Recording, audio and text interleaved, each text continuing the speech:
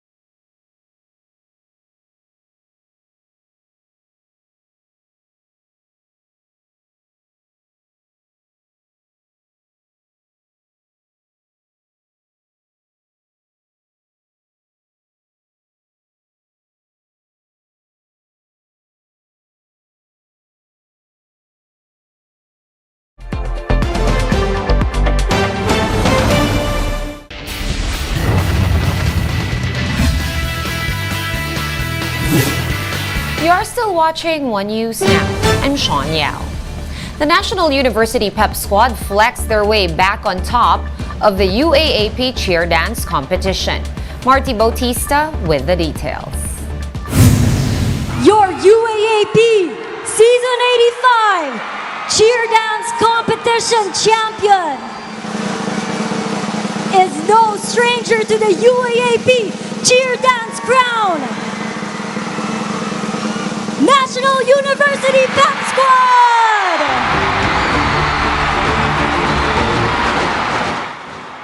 After placing third in the last edition of the UAAP Cheer Dance Competition, the National University Pep Squad reclaimed the crown for Season 85.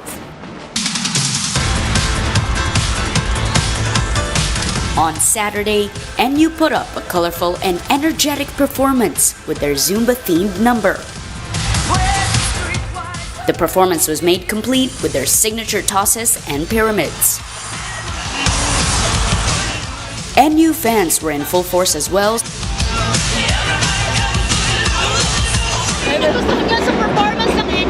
Overall. Oh, lalo yung mga hinahagis. Gusto ko yung hinahagis eh. NU has won a total of 7 CDC titles in the last 9 seasons under coach DK Yoo. She is now set to retire after fulfilling her promise to take the gold back for the Bulldogs. Overwhelming, walang mapaglagyan yung happiness na meron kami ngayon, especially me, kasi since ito na yung huling season ko, ito yung huling hirit, so sinigurado ko na mananalo kami this season.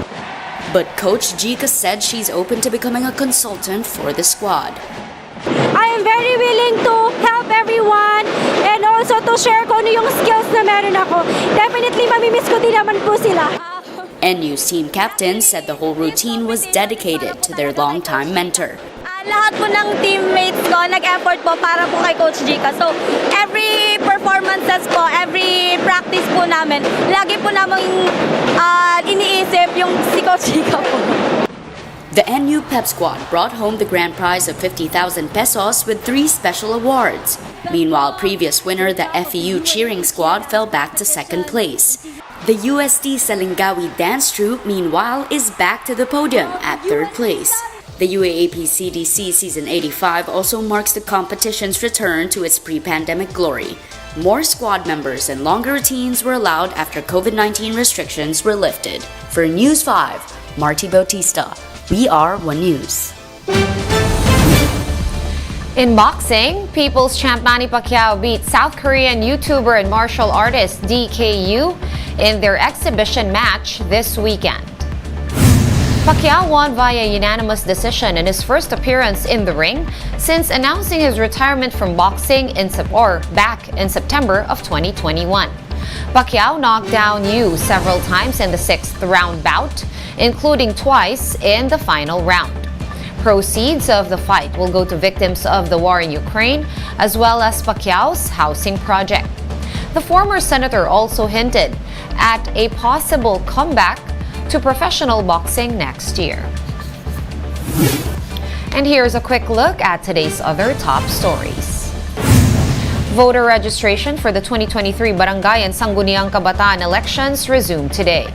COMELEC offices and other satellite venues will be open from 8 a.m. to 5 p.m. Mondays through Saturdays. Registration will run until January 31st of 2023. President Bongbong Marcos has expressed his support for the proposed Sovereign Wealth Fund, saying it will help the Philippines secure additional investment. He also called on the public to hold off judgment on the proposal until all details are finalized. And in the weather, Tropical Storm Rosal has maintained its strength as it continues to move away from the Philippine landmass. Because of this, Pagasa says Rosal is not likely to affect the country's weather system. The tropical storm is expected to weaken further in the next few days. For more updates, visit News 5, The Philippine Star, and Business World online. Visit our website, onenews.ph, for more in-depth analysis. You can also catch One News on Signal Play. Register for a free account at www.signalplay.com and stream One News Live anytime, anywhere. I am Sean Yao. We are One News.